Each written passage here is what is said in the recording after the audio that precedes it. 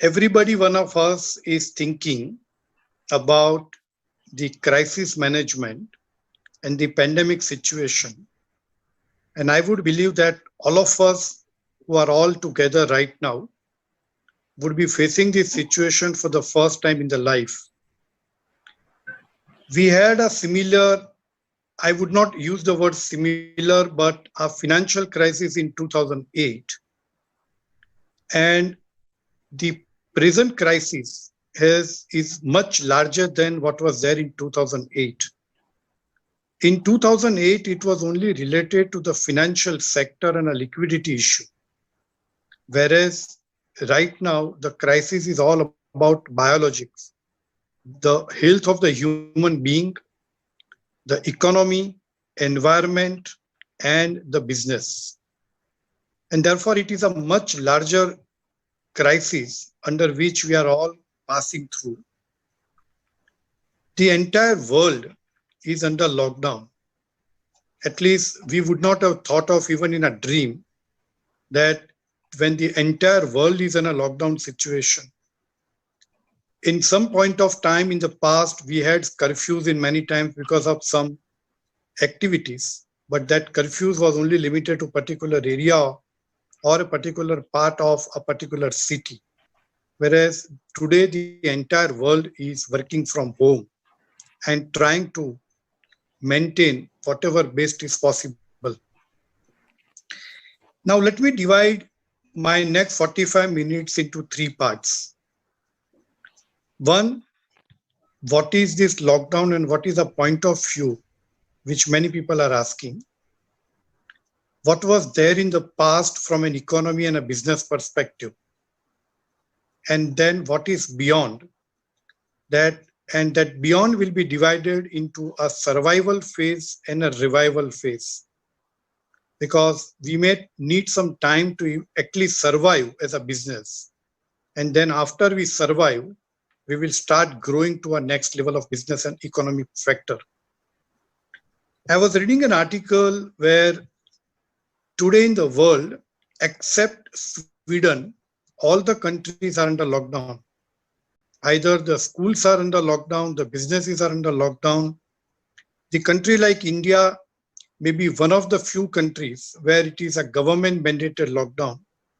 And the government is managing the entire country today from the safety and well-being of the people. But in Sweden, though there are 15,000 plus such COVID-related cases, but Sweden has not announced a lockdown except for certain schools, and that too in a particular area. Otherwise, the schools are also working as usual. And the argument which the researchers and the scientists give in a lockdown situation, that there is a terminology called asymmetric and non-symmetric. What we are doing in an asymmetric situation where we are trying that under a lockdown situation, we should avoid doing a spread of the coronavirus by keeping a social distance. Whereas the Sweden has thought that even if you keep in a lockdown, once it will reopen, what will happen to the next level? And that is one of the fear which all of us in India are also having, that many businesses are going to reopen from tomorrow. Many businesses may reopen after 3rd of May, subject to further extension of the lockdown.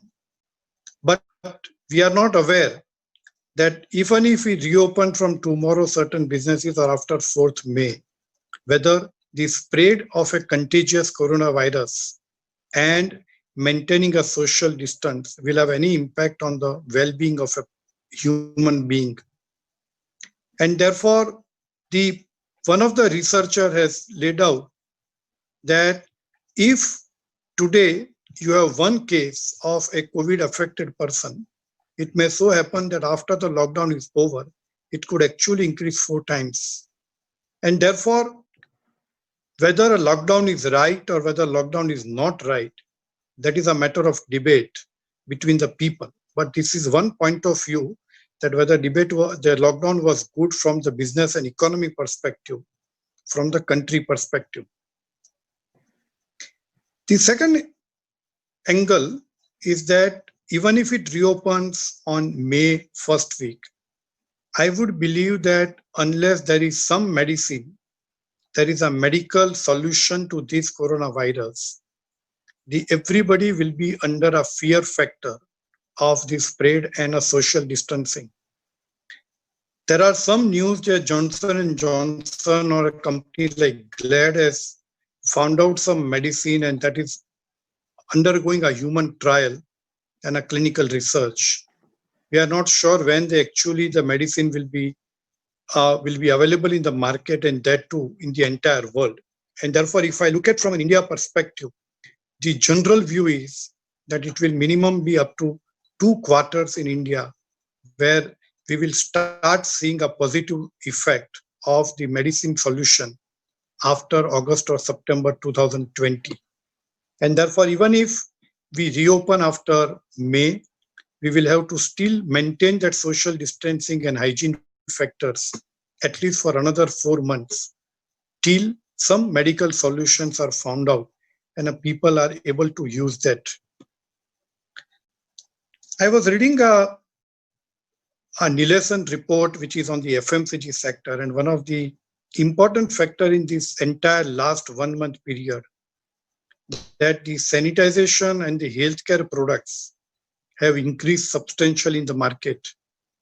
Only in the hand sanitizers, there are almost 152 new suppliers have started selling the market in a local brand.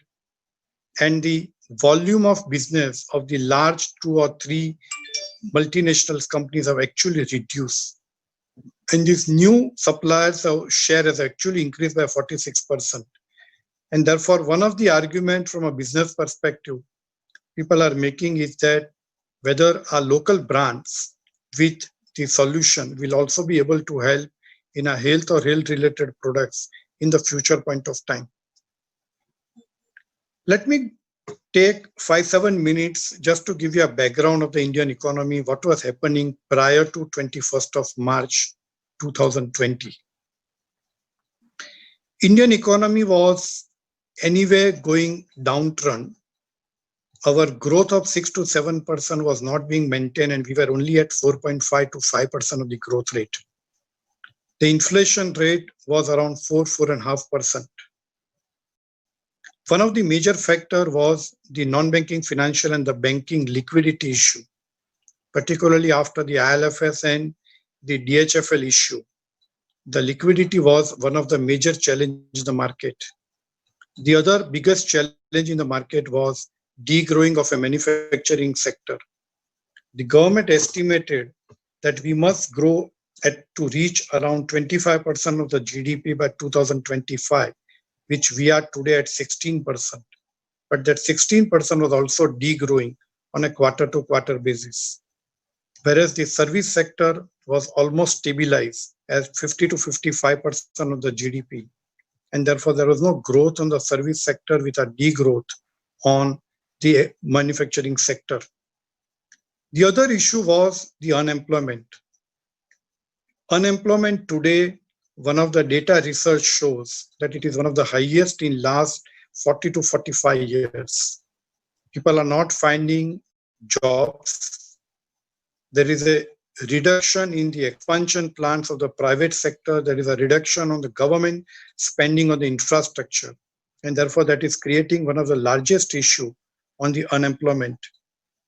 The other issue is about the overall agriculture sector, which is the India being a country which is dependent on 70% of the agriculture activity is growing, but the growing not a substantial percentage. It is only growing at 1.5% or 2%. And therefore, with the degrowth of manufacturing sector with a no growth of a service sector, and with a liquidity crisis and unemployment, India was already facing one of the largest economic issues in the present times. If you compare 2008, even the financial crisis, before 2008, we were almost growing at 7 to 9%. And then a sudden crisis on the financial market, we could withstand with the substantial growth at the peak point of the Indian country. and with certain conservative measures which the government of India took in 2008, and therefore we could withstand and again come back to a reasonable level of growth in 2009 onwards. Now, what will happen in future, which everybody is expecting? So let me first convey that whatever figures and whatever numbers I'm going to make is all about certain research reports. In all honesty, no research report, neither any individual nor the government has any reasonable certainty about this data. If you find different research report, will have different numbers, and therefore only after 2 or 3 months we will have some understanding that how the economy is moving in future. And therefore, please take any numbers with a pinch of salt, that we are only with the optimism that we'll be able to come out of this crisis, what we are going past through. One of the research report, and particularly the International Monetary Fund, is expecting that the growth rate in the current year, which is 2021, will be between 1.5 to 2%. Whereas the other research report suggesting that if this corona effect continues up to 2 quarters, and from the 3rd quarter onwards, it will be an issue of survival for large number of industries. And therefore, there is no question of any growth. And we would only have a flat growth of 0% with only survival of what was happening in the past years. In 2021, again, the IMF suggests that we would grow at 6 to 7%. The RBI 2 days back also referred the same numbers for the purpose of growth of the Indian economy, whereas the other strong research reports suggest that again in 2021, we would be able to grow at a reasonable rate of 4%, and we would be able to go back to 7% only in 22 onwards. And therefore, again, 2021, we would be able to grow from 0 to 4%. The inflation would be reasonably maintained at 4.5%. But one of the biggest issue is, and the people are asking from an economic terms, that from an economic perspective, whether we would have a V shape of economy or a U shape of economy or an L shape of economy. Let me explain for the interest of the larger audience that V shape means that you have a degrowth for a particular period, but you rebounds to a growth rate at what was there in the past. U shape is basically that you are having a degrowth, but the rebounding will take some time, and therefore the degrowth will continue for a reasonable period of time, and then you will rebound to a normal level of growth after a certain period of time. And the L shape is like a recession or a deflation, where the recession or the degrowth of the economy or a flattening of an economy will continue for almost a decade. In 1950, when the Japan underwent a particular recession area, the Japan went into an L shape of economy.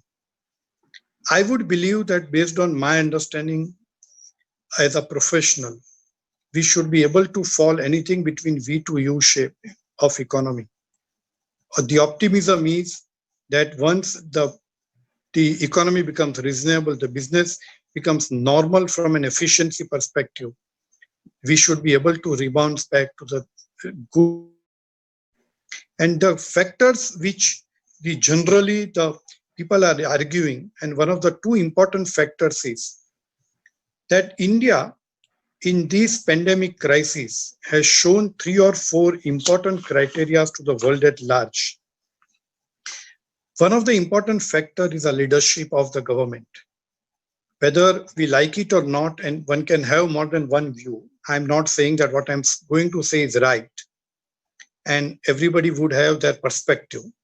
But the leadership which the government of India has shown, the coordination between the central government, state government, corporation, and the police departments, and the certain public hospitals has shown, I think, at least in my experience, it was one of the good experience from the government perspective. Unlike many other countries in the Western world, though Their healthcare facilities are much, much better. They are almost, from a resource perspective, they are 10 times larger than the Indian economy. But unfortunately, they have not been able to show leadership. The second is the ethical values. The ethical values and the transparency, which Government of India is able to show of every COVID case. Again, there are two views that Government of India may or may not be giving the right numbers, because majority of the testing are not happening, or the testing, there is a dearth of testing kits, and therefore the numbers which we should have on the testing are not sufficient. But at the same time, whatever numbers Government of India is able to give from the mobile application or from the government data, and there is an ethical value or the transparency which Government of India is showing, unlike many, many other neighboring countries.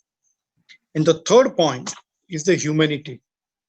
By exporting certain drugs in the last 10 to 15 days, today also morning when I was talking to one of the pharma client, they are receiving number of orders from many other governments in the world, and the Indian government is allowing them to export subject to certain restrictions. So I think the government of India has shown this perspective to the world at large. And therefore, one of the important factors from an economic growth and from a V shape of economy, that many countries like Japan, Korea may shift their production facility from China to India. The other hotspot are Indonesia and Vietnam. And therefore, if the production facility is shifted from a particular country, it will also help the Indian economy to grow in a reasonable period of time. You all may be aware that day before yesterday, the foreign direct investment policy was amended by the government, and all investment from China are now under the government approval route.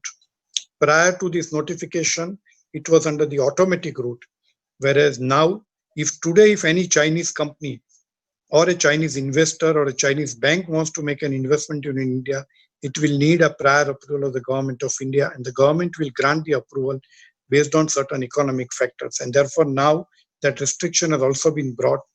The similar restriction the Germany also introduced before 15 days, and therefore Germany has also stopped all Chinese investment. So it will all be subject to a government approval. The other important factor which is in favor of a country like India is a drop in the crude prices. A dollar at $30 a barrel, and every fall in a dollar price, even by $1, we are able to save $1.85 billion of the revenue at the foreign exchange. And therefore, if you see, even in this lockdown period, our foreign exchange reserves have increased by almost $2 billion. And that is one of the reasons that the fall in the crude price have also impacted at least a positive side on the Government of India economy. Let me divide these now into between a survival phase and a revival phase. From a survival phase, I would believe that the Government of India introduced 1.7 lakh crores of this stimulus package to the needy and the downtrodden people. The food grains were given, the gas cylinders were given, there was certain direct money transfer was given under certain schemes. And therefore, that almost constitutes 1% deficit of the government, because the Government of India gross domestic product, or a GDP, is around 200 to 225 lakhs of dollars. Our current deficit, which is expected in the last budget, was around 3.5%. And therefore, this stimulus package at least will help the needy people who are daily workers, who needs money to buy grocery and the food on a daily basis. At least it will support them. I also agree, and I was reading some messages that in US, the amount is $1,000, which is compared to India in only 1,000 rupees. Now, I am aware of the purchasing power of a dollar versus 1,000 rupees of an Indian rupee. But we are all aware that we should not compare India with the US, because the resources and the economy, which is almost 10 times larger than the Indian economy, and therefore they could afford to give these $1,000 compared to what Indian government could have given in the present situation. The other thing is the Reserve Bank of India's almost 3 announcements. The announcement made 2 days back The announcement were on 27th of March, and the announcement were prior to that. Is trying to help to infuse liquidity in the market. Certain support to the CDB, certain support to the NABARD, certain support to the NBFCs, and the remeasurement of the non-performing asset norms, or giving a moratorium to the borrowers and not to have any impact on the credit rating, is the Reserve Bank of India is trying to infuse liquidity. Only day before yesterday's measures of reducing a reverse repo rate by 0.20 basis almost gives a liquidity of 7 lakhs crore. And the objective is that today there is actually a very nominal return on the bond market, and the government of India wanted that the bank should invest into a corporate bond in the bond market so that the debt market in the country and in the world is stabilized and should not give you a reduced return or a negative returns from the bond market. The other important issue is about the migrant laborers and the daily workers. Even in the essential commodity sector like pharma or healthcare related products, the industries are operating only at 50 to 60% capacity, because many companies, laborers have gone to their villages. They may or may not come back in time. Certain companies have started giving incentives so that they stay back. They are able to give them certain food and other daily needs to the laborers so that they are able to operate at a slightly higher capacity of 60 to 70%.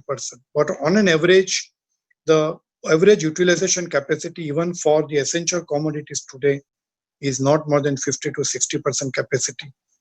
And therefore, they are only trying to maintain their fixed overheads and try to collect the revenue to meet the variable cost and the fixed overheads. But the growth will come only after they increase their utilization capacity to at least 70 to 80% when they go back to their normal level of capacity of the utilization. As far as the non-essential commodities are concerned, or an hospitality sector or a real estate or a construction sector, it is practically a zero or maybe hardly 5 to 10%. I was talking to a few clients and where they were supplying certain products. For example, one of the client was supplying a methanol to a pharma industry, but again, there are problems on supply chain, there are problems on availability of the transport, there are problems on availability of the drivers. One of the transport company has almost 300 trucks, but they are only having 50 drivers.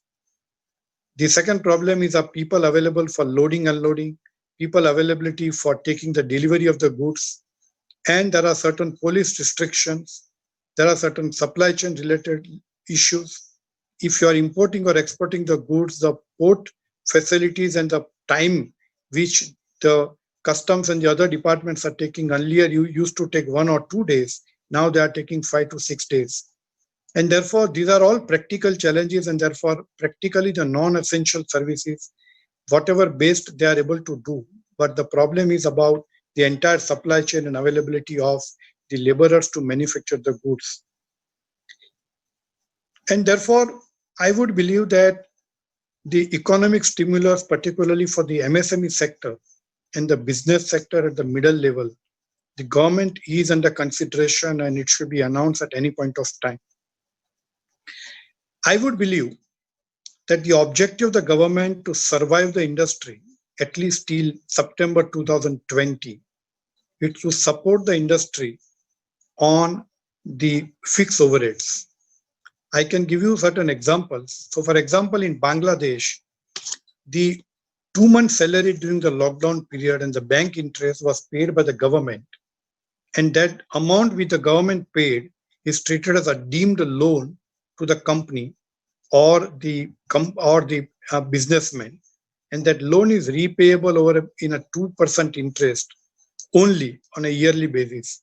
And the 2% interest which is payable, and there is also a moratorium of 6 months. So the loan will be starting to be paid only after September 2020, and then it will be repaid over a period of time.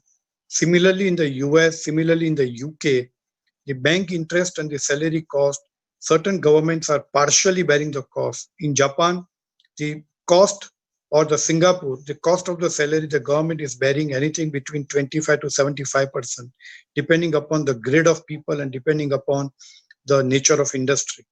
In other words, the support to the fixed overheads of the industry, particularly on the salary and wages, because ultimately, if the government is not able to support, the industry is not able to pay to the workers, the employees, and the problem is a cyclical effect or a domino effect. Because if I do not get a salary, I am not able to meet my household needs. And if I am not able to meet my household needs, ultimately the situation could go on a bad side. And therefore, government is in the process of giving some stimulus package. And therefore, the other factor which government could consider is about support to particularly on the borrowing side. So wherever there are borrowings, the government should be able to support through an interest reduction, or there are certain reduction on the GST rates. Income tax, we have already reduced substantially in the last year from 30% to 22%. Further reduction of the income tax may or may not help. And I would believe that in a survival phase, the GST, which is an indirect tax, because income tax is ultimately payable if you earn the income. If you do not survive, if you do not make money, there is no question of payment of any income tax. And therefore, income tax is not that critical, but the GST or indirect tax would be a critical item. In one of the country in the European region, what they announced was that you collect the GST, but you do not pay to the government and you treat this as a deemed loan. If you are aware, in Gujarat, there was a VAT deferral plan that you collect the VAT as an incentive, but you pay to government after a certain period of time. The similar scheme certain governments are also starting to introduce so that the liquidity is infused with the business. They are able to meet their fixed overheads and they are able to start their business in a survival phase. One of the argument that the government introduced a budget on 1st of February 2020 and that budget was passed on 23rd March 2020, almost when the first day when everything got halted. And therefore, one of the argument is that whether government should actually come out with a revised budget, because they are expecting some 16 lakhs crore of tax collection from direct and indirect tax in 2021, which everybody is aware that it's not going to meet the targets. There are disinvestment related targets of 1 lakh crore, which I would believe that it may be difficult to meet those targets. And therefore, even if you take 8 to 10 lakhs crore of economic stimulus, which would increase the fiscal deficit to almost 10%. If you take US, the US deficit was 4.5% with $1 trillion deficit. And when they introduced $2.3 trillion economic stimulus on 27th of March, the US deficit will also increase to 10%. But I think today, the entire world is not concerned about the fiscal deficit.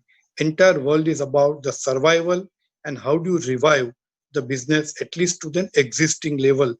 We can start discussing about the growth once we are survived and once we have revived to an existing level of business. The other important issue which is creating is the exchange rate. The exchange rate after the lockdown started, it almost depreciated to 76.50. And people are expecting that it will further go down to 77 or maybe 80. And therefore, government and RBI is trying hard to maintain that level of a dollar to rupee level. But particularly for the import payments, the importers will be substantially affected when they have to start making payments on the import payments. Even from an accounts perspective, when they start restating their liability on 31st March 20, they would also have to have booked substantial losses because on 31st March also the dollar was almost 74, 75 rupees. And therefore, stability of an exchange rate also will become really relevant for the purpose of growth of an economy. The other important factor is how do you generate employment? Now, I would believe, and which is what also one of the good research report has said, that at least for September 2020 till March 2022, which is a period of 18 months, the government spending should increase substantially because industries, particularly the private sector, will play very safe. They will try to manage the liquidity and the cash. And therefore, government will have to spend on infrastructure, government will have to spend on the public schemes so that the employment could be reasonably generated. And then once the economy becomes stable, maybe after September 2021 or by March 2022, the private sector will start expanding the business and then employing the new level of people.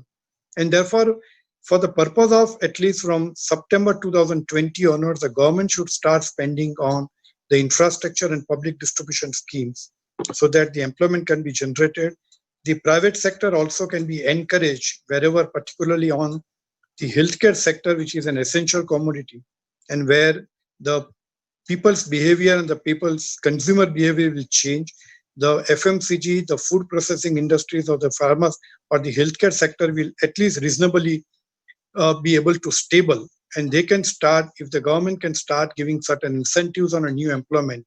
Like for example, we have a particular section under the Income Tax Act that if you spend 30% more, if you spend additional wages on the new employment workers, then you get 30% additional deduction. So similar incentives government can give as far as the revival or the employment generation is concerned. From the government support perspective, I would divide this into 4 parts. First, the government must support, the central government must support the state government. 2 days back, when the Reserve Bank of India announced certain measures, they also announced that the state governments can borrow money under a particular scheme.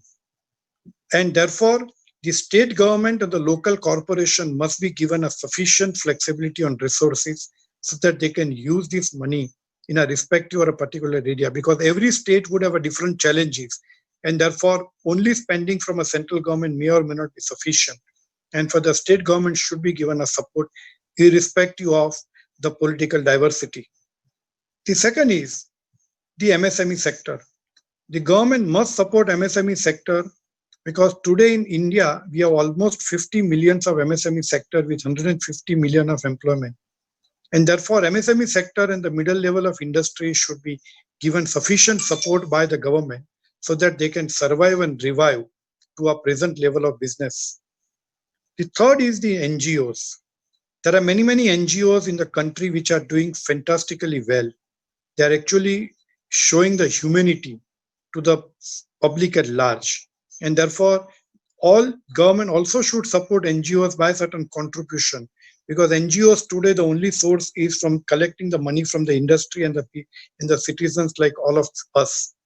But if the government can support their increased expenditure for the needy people, for the migrant laborers, for the daily workers and the needy person, will actually support them from their health and hygiene perspective. And the fourth is the overall economic stimulus, which I would believe that anything between 8 to 10 lakhs of crore, which would result into a deficit of 10%, but which is what we do not have an option but to accept that challenge and then gradually reduce that subject to necessary measures. The government and the RBI is trying hard to infuse liquidity into the market, and that liquidity gradually should also be increased, because every banker today is finding difficult, because everybody have a fear that even after the moratorium of 3 months, whether the business would be able to repay that loans even by June 2020, or whether they would be able to serve the interest, because today there is no relaxation on the charging of an interest. The interest meter continues. It is only the repayment of loan which has been deferred. And therefore, if you don't have a cash flow, if you don't have a business activity, how would the business be able to repay the installment or even the serve the interest cost? The last factor on the government support is on the overall coordination through a technology. And I think the government is helping using a technology to a substantial level. Large companies are also helping the government on the technology. And through technology, whatever based we can coordinate between the other parties. Now, what has changed? There are 4 or 5 factors which all of us as a business needs to consider, which has changed because of this situation. The first is the hygiene, safety, and the well-being of our people. We are all aware that ultimately for any business, the human resources are the intangible assets. You and me as an individual can't do anything in any business. And therefore, the first and foremost sector that how do we protect our own employees, our own contract laborers from their hygiene and well-being factor. And if we are able to maintain that by taking certain measures to protect their safety, protect their health, even if you are running a canteen and giving a reasonably hygiene food or keeping a social distancing, managing between the work from home and office work, at least for next 3 to 4 months. If one is able to do that balancing, then one should be able to maintain that. And it will also give a loyalty of the employees to an organization. And I would believe that irrespective of anything, the humanity principle will always tell us that we should maintain the hygiene, safety, and well-being of our own people first. And then we should start thinking about making money out of the business. The second and the most important factor is the cash liquidity and the budget. Cash is king. And that is what now people were saying in the past. Many bankers were saying in the past. But I think now it is, I would put it, it is not only a king, it is an emperor. How would you keep cash? There are 4 or 5 steps which one can think of following. The first and foremost, it will at least prepare a next 5 to 6 months of cash flow. What is your expectation of recovery? What is your expectation of an expenditure on a fixed overheads and a variable cost? The second, your inventory. Since 22nd March of Janta Curfew, your inventories are piled up. You are not able to sell the inventory. You are not able to clear your godowns. And therefore, at least the future production planning should be based on the demand. And the demand, which I will talk a bit later, but the behavior of the consumer has also changed. So one will have to understand the behavior of the customer, behavior of the people, and then decide what should be the production plan and how do you liquidate the inventory which has piled up. Third is the collection from the debtors. Now this is a vicious cycle. You have to receive 100 rupees from your customer. The customer has to receive again 110 rupees from his customer. Now, if he does not receive from his customer, how he is going to pay you? And therefore, even in respect of a new sales, maybe on a conservative basis, you can plan that you will only get 50% or 75% of your collection.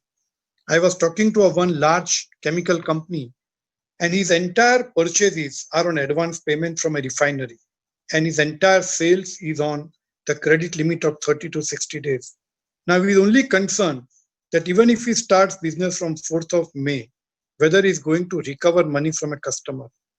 And therefore, you will have to now do certain study to take a reasonable decision that whom to sell, when to sell. And the second important factor is about your pricing. One can take a decision like many FMCG companies who are into food products. Now, food products, if it is lying in the inventory for last 1 month, it may be difficult to sell. The quality may go deteriorated and therefore you may have to sell at a discount. And therefore, at least till August or September 2020, one would try that at least you are able to realize the money, even if you are not able to make margin out of it, so that your business cycle continues. And if you are in a survival phase, if you are able to survive the business through a cash, at least after October, November, at least you can start making margins out of your business. Now, one can argue that if I reduce the price today, the customer would have an habit to ask me the same price even after October 2020. I agree that that is not a wrong argument, but one will have to take a reasonable decision between making a money out of the business cycle or in a survival or meeting the fixed overheads and to collect the cash from the business. The third, which many businesses have started taking decision in last 2 or 3 weeks, is to hold all expansion plans. Even if you have expansion plan at a particular level, you may stop The only challenge which everybody should evaluate, that if you have borrowed money from a bank, if you almost completed 60 to 70% construction, if you keep it on hold and do not spend 30%, then the question would be that you will start paying interest to the bank. But again, depending upon the nature of industry, depending upon the nature of product, and depending upon the changing behavior and expectation of a customer, even if you have spent 60%, there is no point in spending another 40% for capex and then incur a losses, because you are not able to make money out of it. And therefore, though you can go and request the banker to restructure the loan, to reduce the rate of interest, or to give you a moratorium for repayment of principals, and maybe after 1 year, 1.5 years, you can start reconstruct or making further expansion of the business. And therefore, expansion plan is one of the critical factor will to depend upon the demand and supply factor from a business perspective. As we speak now, in the last 15 days, the many large industries have started infusing money through an equity, because one of the important factor is that high leveraging of a business is very, very risky, because you may not be able to repay the interest and you unnecessarily go into a debt trap. And therefore, infusing the money through equity would be a better option, and then rather than borrowing the money from a bank, because that interest cost ultimately will become very, very costly in the present date of time, from servicing the interest cost and from liquidity perspective. And therefore, Singapore Airlines in last 15 days was going through a right issue to raise money through the public, through the shareholders, so that they are able to infuse money to meet their fixed overheads. The third important factor on the cash is the exports and imports. This problem is not only with India. If you are into an exports business, your exports will get substantially affected. If you are dependent substantial on imports, or import will get substantially affected. And therefore, many companies have started thinking about the local market, or certain markets which are less affected, or where it is possible to import or export the goods. And therefore, your business strategy, and also from a cash collection perspective, one will have to try about the market perspective and export and import perspective. Also, that even if you do an exports, are you able to realize the money in time? And therefore, one should be able to plan their cash liquidity and a cash management. The third factor or the last factor on the cash liquidity and budget is at least you keep sufficient cash to meet your cash overheads or a fixed overheads at least for next few months of time, so that you are not out of pocket, and whatever best you can manage from the supply chain perspective and from a collection from the debtors, inventory realization and payment to your suppliers, that will become very relevant. I would also suggest that many times people are taking an advantage of the situation of not making a payment to a supplier. But I would believe that ultimately everybody is intelligent. Who is honest, who is transparent, and who is only taking an advantage of the situation, people know. And therefore, one should also have a reasonable human approach, a business approach, and a long-term relationship perspective. That if you are able to manage your cash and if you are able to pay to your suppliers, because ultimately your supplier is dependent on you for the purpose of his obligation. And therefore, one should try to the extent possible to meet their obligation to release the payment to the supplier to the extent possible. And the next important issue is the behavioral change of the customer. If you see the behavioral change, the sanitizer sales was almost 300% plus. The mask sale in last 1 month is 1200% plus. The food processing items and atta and grains have increased almost by 60 to 70%. And I would believe that the health and healthcare related products sales will continue to remain at a high level. And the consumer will now start thinking about a discretionary spending. That if there are no discretion, if there are no commitments or if there is no necessity, then one can try to avoid that discretionary spending. Simple example, that in next 6 months, I would believe that the social gathering, the marriages functions, or the or the parties or the conferences may or may not be possible. In those cases, all these industries which are related to the events and the marriage functions, including your clothes, including your other event management and the caterers, that also would get substantially affected, which is all a discretionary spending. And therefore, those all businesses will change. And all these businesses will have to plan appropriately because of the changing consumer behavior. The first and foremost factor will be health and hygiene. And the third is unhealthy food. The demand for luxury products, the requirement for hospitality business, which includes travel, hotels, the any other related business is going to go substantially down. And therefore, one should try about and understand the consumer behavior, the consumer demand, one into survival phase, then into revival phase, and then one can start a discretionary spending in the growth stage so that one is able to grow to a next level. The fourth important point is on the technology. Everybody of us have now learned that there is no option but to have a reasonable technology. Now, if I take a simple example, companies like TCS and companies like Wipro could publish their accounts even during those times. And that itself shows that the industry, the people working even from home, their consultants, their auditors, and everybody is able to manage technology to even publish, to do an audit and then publish the results.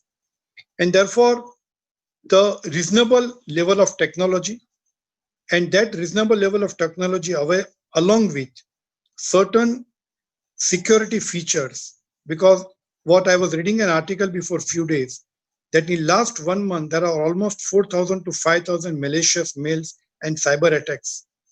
I would have received from all bankers, I would have received from all mutual fund investment that please take care that you don't share your email ID and a PIN to anybody else. In other words, one would have to invest into technology. One would have to also innovate that instead of selling the goods through a physical distribution system, can you develop temporary direct to consumer app? The consumer can place an order on your app. You may not have a physical distribution system, but you can tie up with Swiggy or Zomato and then your products can be distributed. In addition to what you can do through an e-commerce player. Because I was reading a notification of the government today that though they had granted e-commerce company to start the business from tomorrow, but I think they have withdrawn that option and therefore e-commerce company will not be able to operate from tomorrow. And therefore, even if you are into a business of which are eligible to start business from tomorrow, the question would be how will you distribute the product? How will you reach the last mile to reach to the customer? And therefore, one should start thinking about a technology for the purpose of effective utilization of your resources along with the security measures so that the confidentiality of the data, the privacy of the data is not compromised. And the last issue is on the workforce. Maintaining the workforce, reduction of a workforce, realignment of a workforce, reduction of a salary, at least particularly for the senior level of people, deferral of a salary. These are all questions which everybody is asking today. And therefore, depending upon the nature of industry, depending upon the nature of size and the level of people, one should think of and one should have a specific objective. Many times we recruit people, but we do not have a specific role to be played. Many times there are overlapping roles. And therefore, we were always thinking that people would be able to work only from office. Now, since 1 month, everybody is working from home, the people have realized that even we can continue our business by working from home. And therefore, all these measures one should try about realignment of a workforce or readjustment of a salary levels of the existing workforce. Let me take 2 or 3 important factors. Mr. Sharma, how much time do I have?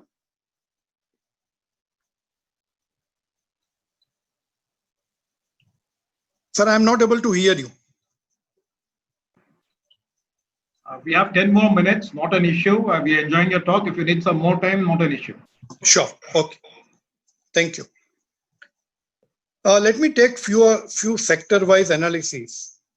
The healthcare sector, the FMCG sector, the sanitation-related sectors, or the food processing sector, as I said earlier, would be able to work at least at 50-60% capacity during survival phase, and then would be able to grow to 70-80% once the migrant laborers, the laborers are available, or one is able to give an incentive to maintain that production level.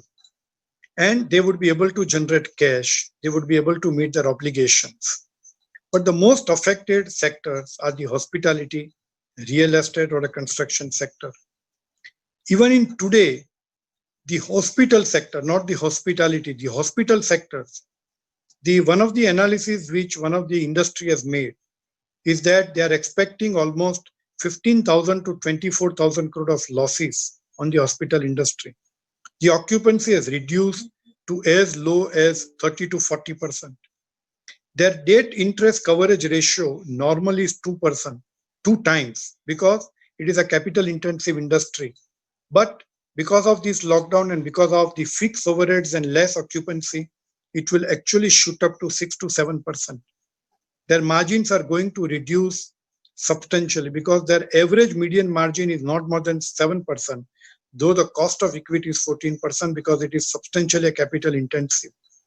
And therefore, one of the important factor even in today's time is the hospitals which are facing a huge issue, particularly on the occupancy and maintaining the fixed overheads to maintain that level of hygiene and the safety of the people. The other business is on hospitality. Hospitality sector, which includes travel, tourism, hotels, everything will get substantially affected. You and me will start avoiding travel to other parts of the city of the country or even outside India. And therefore, those businesses will get substantially affected. Even the event organizers or the social gatherings and social functions will get reduced, at least for next 6 months, and that will also impact substantially the hospitality business. The real estate and construction sector, one of the major challenges is the availability of laborers, and the second is the demand. The people would not invest into real estate or a construction sector today because the people would always, it is one of the part of a discretionary spending. And therefore, the real estate sector, though it was having a pressure on the pricing, the prices were not growing, particularly in Ahmedabad, and it was stable for last few years. And there was an allegation about oversupply of the real estate sector in the market. But I would believe that the established players or the branded players who are having a reasonable credit worthiness, are having a reasonable management worthiness, that they will deliver the property on time. They would not do any misuse of money. In those, even irrespective of the rare situation, the people would trust them, and that management credibility would be very important. One of the important factors which the people are talking is bringing efficiency and the management credibility in the business. In the today's time, in a testing time, the management credibility and the efficiency becomes most creditable. One would be able to sell products to a particular business if you have a creditable business management, and he would not use your position or situation, and he would be able to repay the money on time. And therefore, that management credibility and the way in which he is able to efficiently do the business will actually keep the business going, and will actually help the businessman to grow to a next level of the level. I would believe that the technology, services, and the healthcare products, these are the three optimism. I would believe that it will help the business to grow to a next level, because every challenge would result into certain opportunities. And my personal view would be that yes, we are into a severe typical situation about survival issue, which may not be there substantially in 2008 or in the past. But I would believe that the people, we as an Indian people, who are very resilient, tolerable, efficient, and intelligent, we will be able to come out of this situation. Now, let me take a few minutes on what is also changing overall on a macro perspective. And this is what the Forbes magazine had laid down certain broad criteria on the macro level, that what is changing. The other important issue which is changing is the environmental issue. There is an analysis that because of this lockdown, the carbon dioxide level is reducing by almost 1.2%, which will improve upon substantial the ozone level and the environment in the world. The second is the e-services by the government.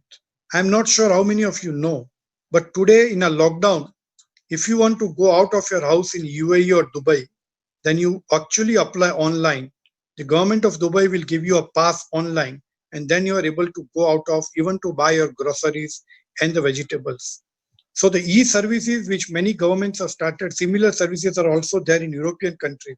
And therefore, this is one of the change which is happening in the world through a use of a technology.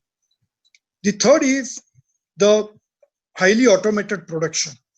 The people are trying to increase the robotics. People are trying to increase the other technology for the purpose of the production processes so that your dependence on the manpower and dependence on the workforce can be reduced, which would also bring about efficiency in the production and on a long term reduce average cost of manufacturing.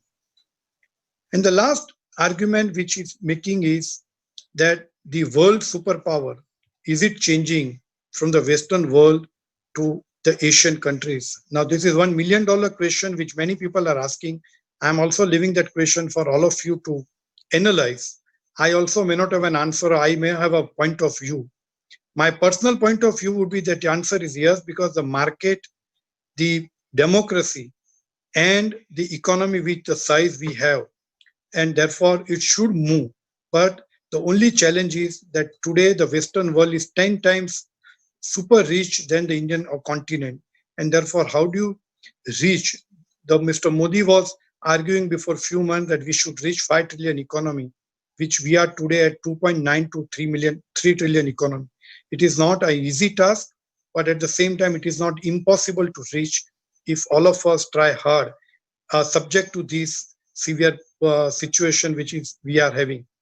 The last important issue which I was reading an article is the entire education in almost 188 countries today, the education is under lockdown. The schools, colleges, including the IIMs and the post-graduation colleges under lockdown. And the online education, and with the students and the kids staying at home, that parent-student, the kids' relationship, their parent bonding is also going to increase with the online education. And this is one of the social change which will happen. And the last issue is on the overall FI investment or the FPI investment, which got the redemption happened before few days in the Indian stock exchange. But I would believe that ultimately those money has to come back to India, because it is only the Asian countries which are able to give them a reasonable rate of return, which is a diverse economy and which is one of the largest economy from a population and a market perspective.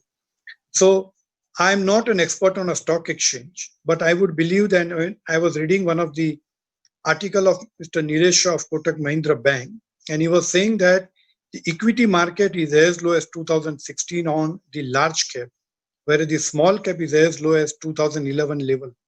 And therefore, one can start expecting the resurgence in the market. One, you have a reasonable solution on the medical side to cure this COVID issue. And once you are back to the infusion of money by the global players, once you have a remedy to eradicate this pandemic situation, and once you are able to reasonably come out of the survival to a revival phase and then to a growth stage, we should be able to grow to a next level of economy. I think I have reasonably covered. I got certain questions from Mr. Sharma. I would believe that many of those questions I would have covered in my speech, but if anything is left out, I'm happy to answer. Great. Thank you, Mr. Shah. Thank you so much for giving such a balanced and yet broad perspective of what is happening, how things are developing, and what do you expect in the future. Let me also tell you that, compliment you rather, for being very pragmatic. People are generally, I'm finding they're on either end of spectrum, either they're too depressed to really have a coherent strategy, or because they do not have a coherent strategy, they are more comfortable playing as if it's business as usual. So it was Pleasure listening to you. Thank you, sir. The government is announced certain interim measures, both in indirect and direct taxation. Now, you already told us a lot of things that you think the government should do. And again, you have given some very practical tips or pointers here on how actually we can get over this crisis, how the liquidity can actually be calculated down to the lowest level. So some great inputs. Yet I would still, cost of repetition, give you a hypothetical situation that suppose you were the finance minister.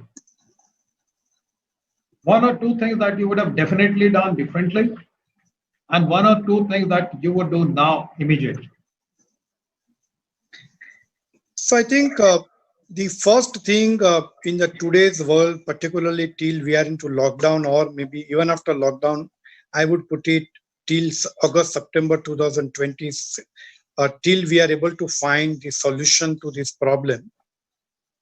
The first is, how do you maintain my existing level of business on a survival phase? And how do I meet my fixed overheads from inventory clearance, collection from debtors? And if I'm not able to meet my fixed overheads, how do I restructure or defer my certain obligations? For example, large retail stores like McDonald's, the Reliance, or the other large retail stores have already started issuing notices to the landlords that we will use a force majeure clause and we will not make the payment of rentals. The only question is, I am not going into a legal perspective whether force majeure is right, wrong. It is again a legal issue and I would not like to go into that debate. But the only issue is that one should be able to try to manage their cash flow.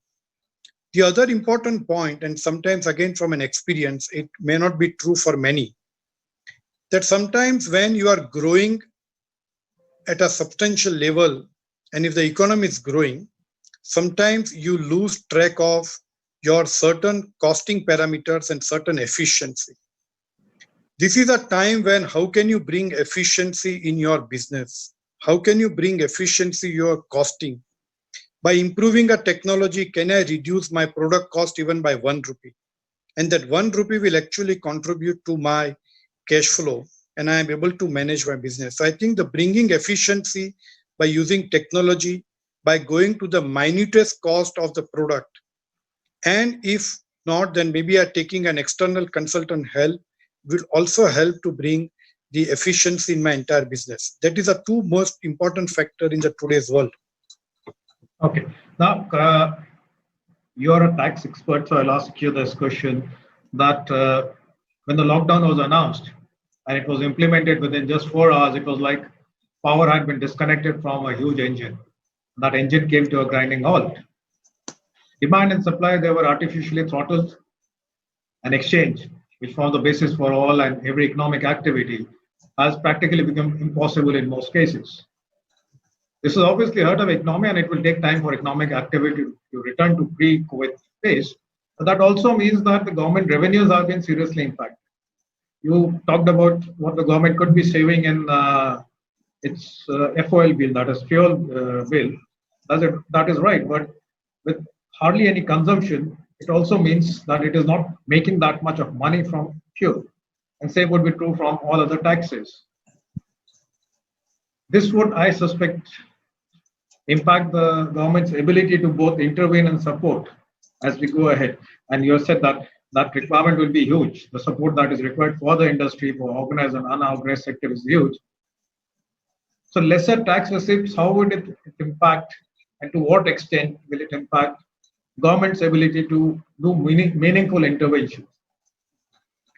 So if you look at March 20, the direct tax collection was less by 15%.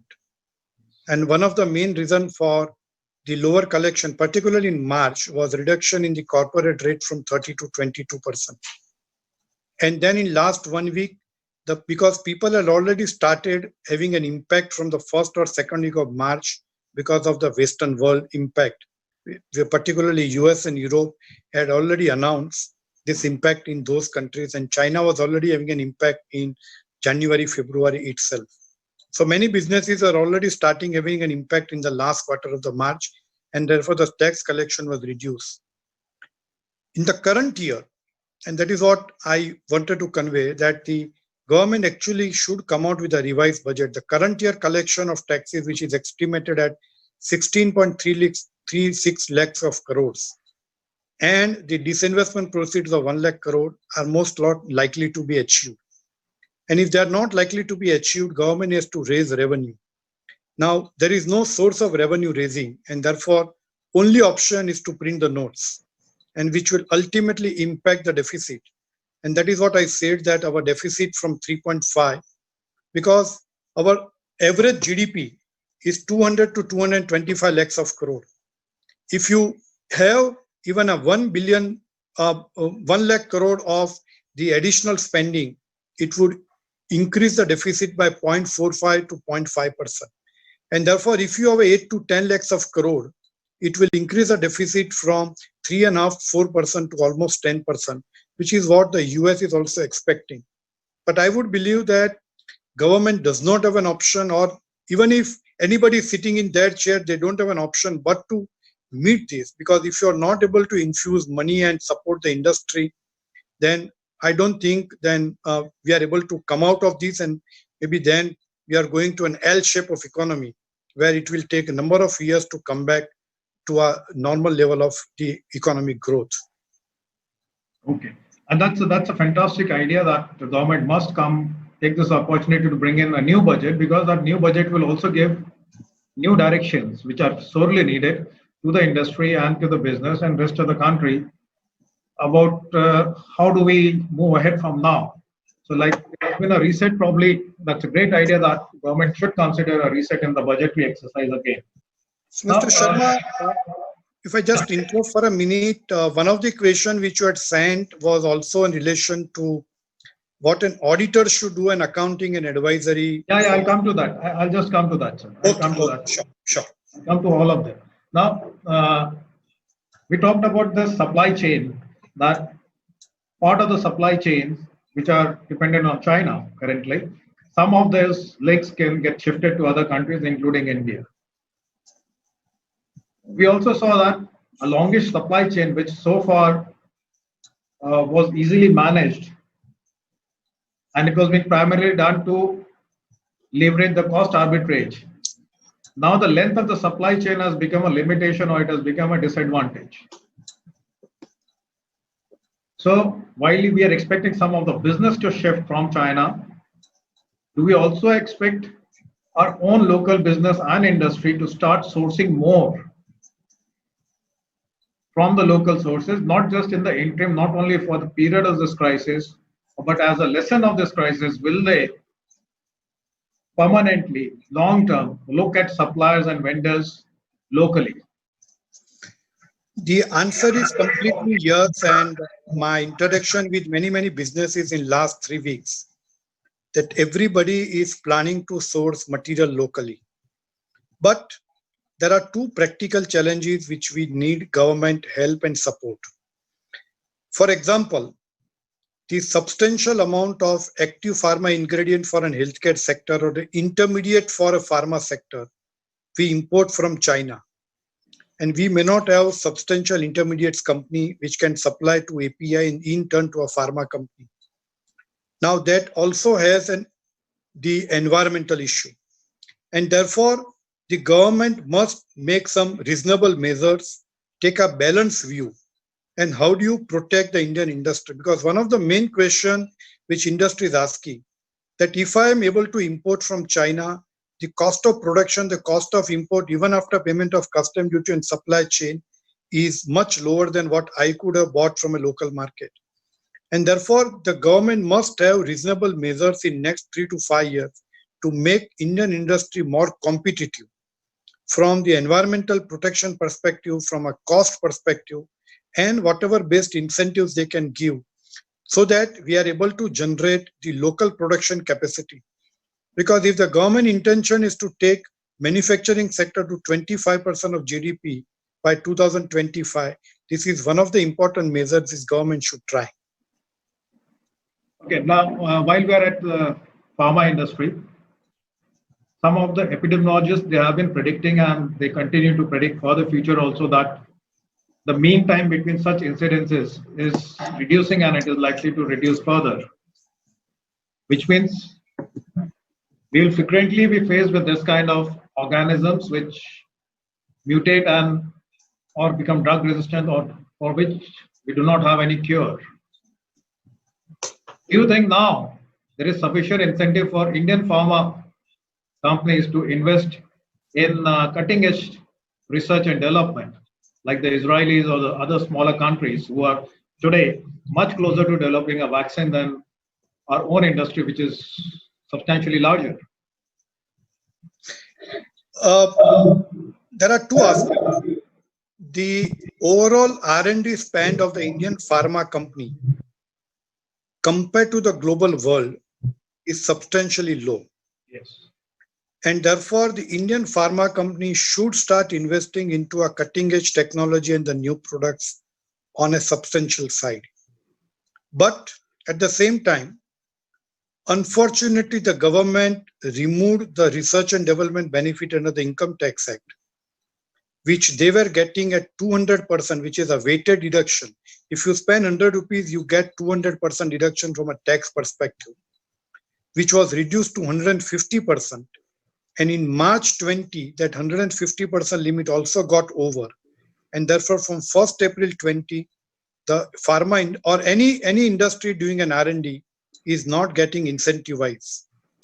There was a representation even in the month of January, February, which was budget, and there was substantial representation even through a commerce ministry. But unfortunately, government has not considered this request. So I would believe that government must consider this request of the Indian industry, because we must invest into innovations and technology, because we are far, far behind in innovation and technology compared to many worlds. And in many worlds, like you take US, you take London, UK, you take Canada, you take Japan, there are substantial benefits which are being given to the innovations and technology, including refund of the tax credits. And therefore, government must make efforts on a sincere basis to support the Indian industry, particularly pharma and innovation technology. Right, right. Now, many of these small businesses, they depend on NBFCs and microfinance institutions for their credit support. RBI and the government of India, like you said, it has been taking steps to increase liquidity in the formal banking sector by tweaking the CRR or the repo rates. But what about these NBFCs and MFIs, microfinance institutions? These are the small businesses are not able to service the debt, and therefore these institutions are themselves facing a huge credit crunch, a liquidity crunch. For the liquidity to percolate to the smaller businesses, NBFCs and MFIs have to be taken on board. So I think there are two issues to deal with. One is that when the government or the RBI extended the moratorium to the borrowers for the banking sector from the microfinance and from the NBFC, but the NBFC's obligation to the bank, that leg was not covered. Yes. As far as the relaxation was concerned. One of the company actually went to an high court and got a stay, and I think based on the high court direction, RBI is under consideration to also cover that leg to give a relaxation between NBFC, microfinance or credit societies to a banking sector. My personal view that RBI would consider positively. I was expecting the similar thing to be covered day before yesterday announcement, but that was not covered. And therefore that should get covered. The second is that in the day before yesterday announcement, through a particular scheme of RBI, the substantial amount, almost 2 lakh crore plus, have been allowed to be lended to an NBFC to improve upon the liquidity position. And therefore, that second part has already been taken care, but I think the first part also should be taken care by the RBI. Now, the future course is definitely unpredictable. No one has seen this kind of situation earlier, so we don't have any historical data or past precedences to go by. But we definitely know that the future or next few months at least are going to be very rocky, especially for MSME sector. You've given a lot of inputs or tips for the MSME sector, what they should be doing, particularly with regard to their management of resources. As a financial expert and seasoned CA, what would you advise them? And even at the cost of repetition, because this is very important, and that is about cash flow management, the resource mobilization and preservation, and survival for the next few quarters. There is also a very strong possibility that some of the MSMEs may not survive in spite of all that is happening, because many of them are out of the organized sector. Therefore, government subsidy or any kind of stops reaching them will be a very huge challenge.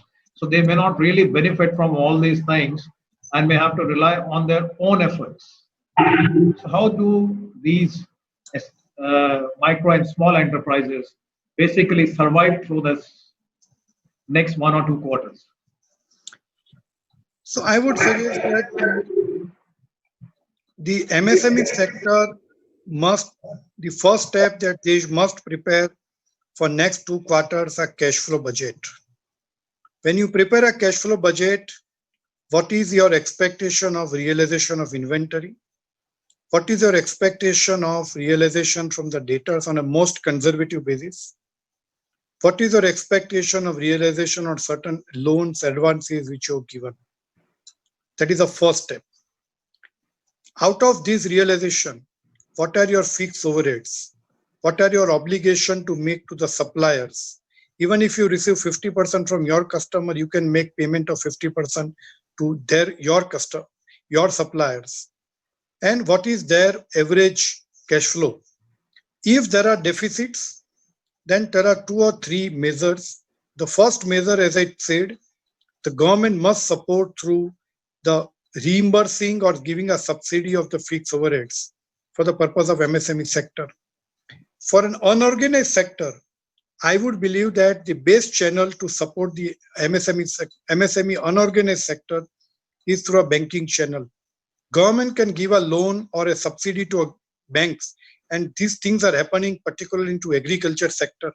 Whenever government wants to support the agriculture sector, the amount is always channelized through a banking channel. And therefore, for an unorganized sector, the same banking channel, rather than taking the government, municipal corporation, or the political parties or the MLAs and MPs to be involved, the banking channel will be more transparent, and ultimately it will reach to the end mile of the unorganized sector. And therefore, if that channel can be used for unorganized sector and the organized sector to support the fixed overheads, depending upon the business. For example, the Japan and Singapore said that what was your sales and fixed overheads in April and May of 2019? What is the shortage of your sales and cash flow in April and May 2020, out of which we will reimburse you 50%.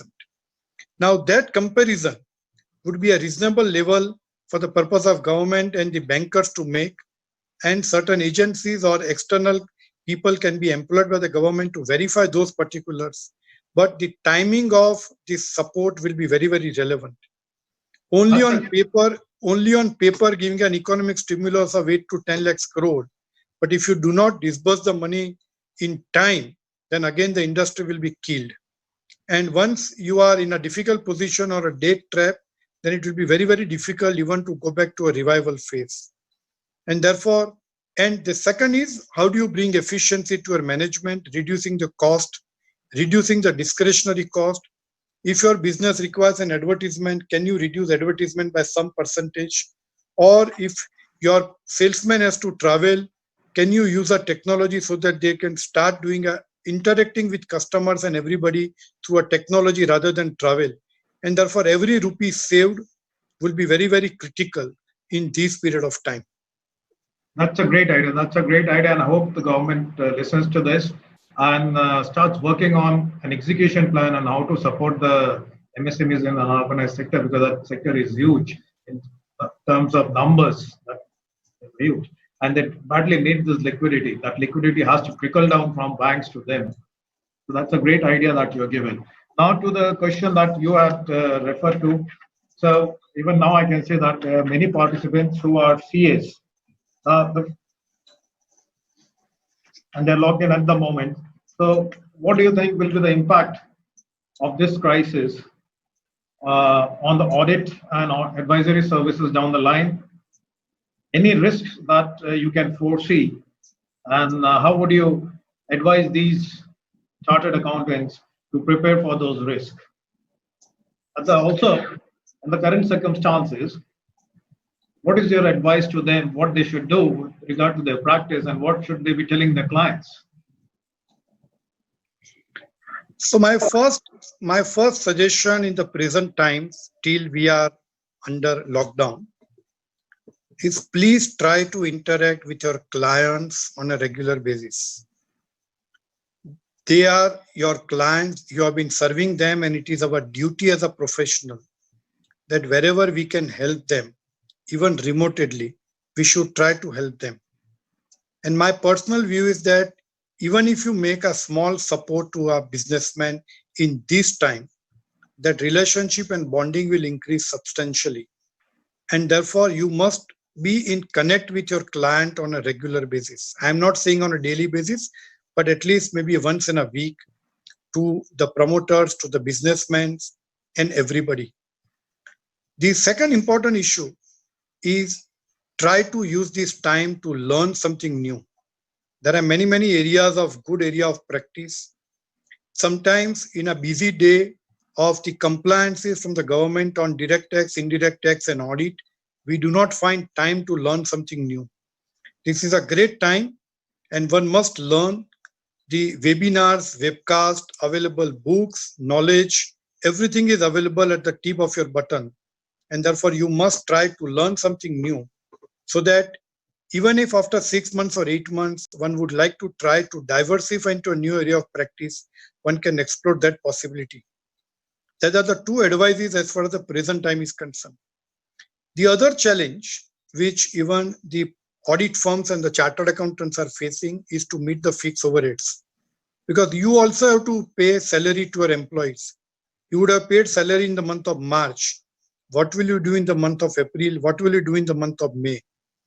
The second challenge would be that your clients may or may not pay you in time, because your clients would always say that they would prefer first to pay to their employees, then they would pay to their suppliers, and then if something is left, you would be standing in the queue. And in those circumstances, and particularly initially for 3 to 4 months, you will find difficulty from a liquidity perspective. And therefore, you should try to be connected with client, even if you are able to get 20%, 30%, 40% of your outstanding amount, to at least meet your fixed overheads, to meet your salary, meet your office cost, and your basic personal needs. You should be able to meet those.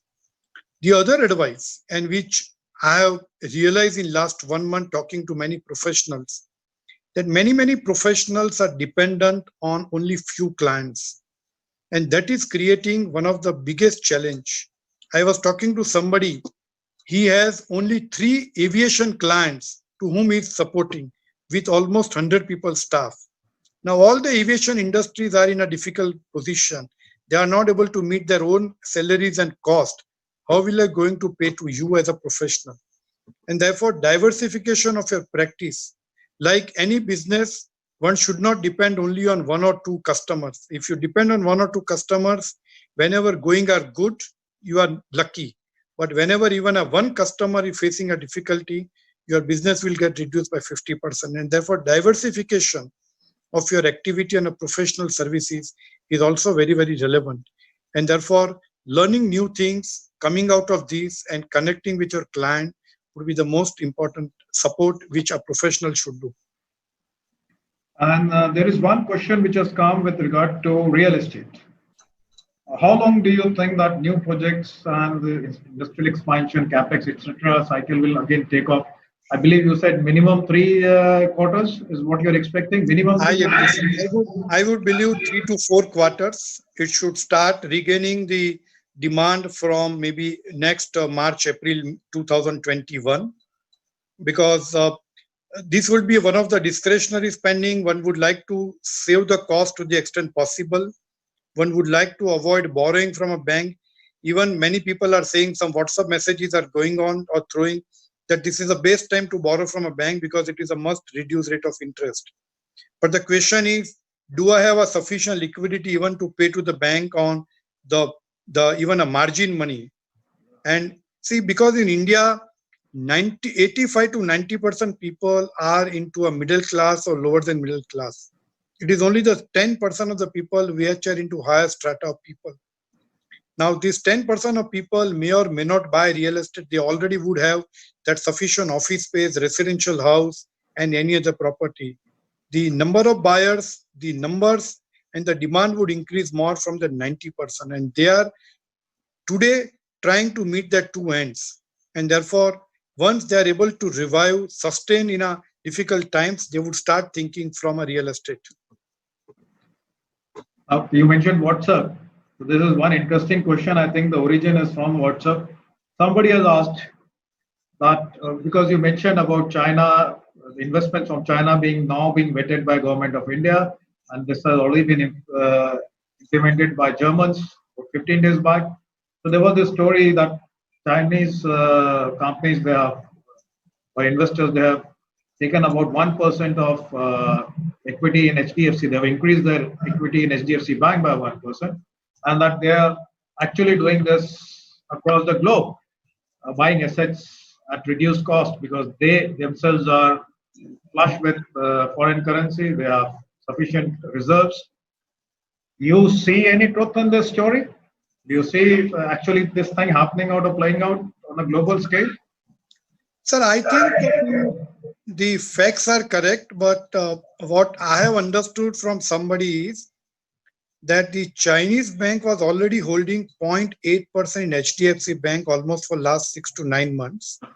Yes, they were. They only increased their to 0.3%, but which crossed 1% limit.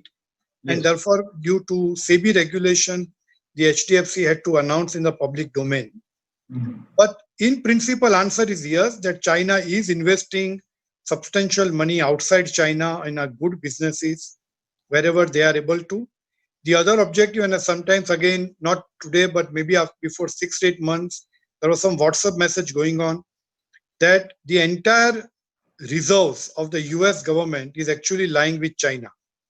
So the US is dependent from the funding perspective on China because substantial investment China has made into US. Now, how far it is true, wrong, right, I don't have a credibility answer with that. But I think China has been investing in these number of businesses outside China. Okay. So I'll move to Dipesh, our co-host, in case he has some questions from the audience. Hello, Dipesh. Sure, sir. Something on behalf of the audience to ask Mr. Shah? Sure. So, first of all, good evening, Mr. Shah. Good evening, sir. That was a very insightful talk by you. I'm sure all the attendants are absolutely engaged with your analysis and prognosis of the situation. And we actually had a flood of questions coming to us, but since you have answered, since you have touched most of the aspects, what I've done is I've summarized. One of them is from Mr. Keyur Panchal. He's a secretary of ARA and related to real estate industry. He wants to know that which segment will survive fast as per your view. Like also for pre-lease properties, what is the ROI expectation? On the first question, which sector will survive? The answer is healthcare sector, sanitization, food processing. The similar sectors would survive. And the businesses which are supporting, like for example, as I told you, a methanol, which is a requirement of a pharma industry, or the manufacturing of the API, and therefore those sectors would survive with a gradual increase in their utilization capacity. I do not have an answer on the pre-lease property ROI. I may not be an expert, but as I know, the ROI is reduced substantially. In Bombay and Bangalore, it is as low as 2 to 3%. Okay. And therefore, if the rate of interest on a saving rate would be higher than the pre-lease property, subject to increasing the market value of the property. But otherwise, the first question would be that whether will you find any people to take the property on lease? And if answer is yes, what could be the good rate of return on the property? Right. And sir, any specific segment that you would like to comment on, particularly in real estate, that may see some hope of revival? As I told you, I think I would believe that the established players with a affordable housing, the middle class level of people, the 2-bedroom, 3-bedroom apartment, which are reasonably available at a reasonable price, people would be willing to invest. But the larger premium flats, or there are certain players who are not established real estate players, those people will find difficult. And therefore, I think the established player would really be able to sustain this situation, but the non-established player will find difficult. Thank you so much. Over to you, Colonel sir. Thank you. Now let's move to Rahul and see. Rahul Shah, do you have some questions for Mr. Shah? Sir, it was an amazing insight on the economics, and I just have the same thing what Dipesh said, that obviously we had been jotting down questions and most of them are answered, and it's really difficult for us to bifurcate which to ask, what not to ask, because most of the ground is been covered. But I'll just take 2 questions, sir, if you allow me, if that is the time permits, sir. So. One question is from our chapter member, Nitan Patel. So his question is that while RBI is handling COVID-19 crisis and its impact on the economy, the 2 former RBI governors, Urjit Patel and Raghuram Raman, has offered word of praise, criticism and caution for the Indian government. While Rajan said the current economic situation perhaps is the greatest emergency India is facing, Patel stressed that the need for India to maintain macroeconomic stability. So, what is your opinion on their views? What are your views on this? May I add to this question, sir? Sure, sir. Yeah. Now, Mr. Urjit Patel's leanings towards macroeconomic stability and maintaining the inflationary. I would say he has those, keeping it below his threshold, inflationary thresholds and all those things. How relevant would that be now? Because we are looking at a serious crisis, and like you said, even if it is about deficit financing, we have to do it, because if we don't survive, all that is of no relevance. See, I would not like to make any comment on Mr. Urjit Patel or Raghuram Rajan about their optimistic view or a praise of the Indian government, or the caution or the criticism. Because, to be honest, nobody has clear visibility of next few quarters. Yes. Everybody is predicting based on certain assumptions. And therefore, even for government, and I would have believed that why government did not introduce the economic stimulus budget in March 2020. But today, if in retrospect, I would believe that government is also trying to understand the economic situation at the ground level and then announce, rather than making an hasty efforts and then not implementing or going on haywire, so that the entire objective is lost. And therefore, I would not like to make any comment, but I would only put it this way. Government, RBI and the private sector should work together only to infuse liquidity and meet certain costs for a reasonable period of time, so that the business survives, revives, and go to the next level of growth. That's the only answer. And how efficiently the government is able to do that, that will be only our time will say. True, sir. Thank you. Sir, just last question from me. obviously this is related to the very base of our India, is what you rightly said initially, that India, 70% India still is on agriculture. So when it comes to agriculture and with the current COVID-19 situation, there is a question from our again chapter, Dr. Ridham Patel. What are the implications of COVID-19 situation now and in the future for food production, agriculture supply chains, markets, and the entire base of India, the farmers and their incomes? Because obviously the overall market will be very slow. So what about them? I would believe that with the announcement by the government about a good monsoon, which is coming in the month of June, July, August, which is a good news for all of us, I would believe that agriculture sector should be able to support the food processing and other related industry. Right. The supply chain management, if it is already there, a good supply chain management with the present government has improved substantially to avoid the intermediate leakages, and so that the farmers are paid in the best possible manner. And if that is continued, I would believe that agriculture sector should not find much difficulty. The only difficulty would be that in initial phase, you would have a lesser demand.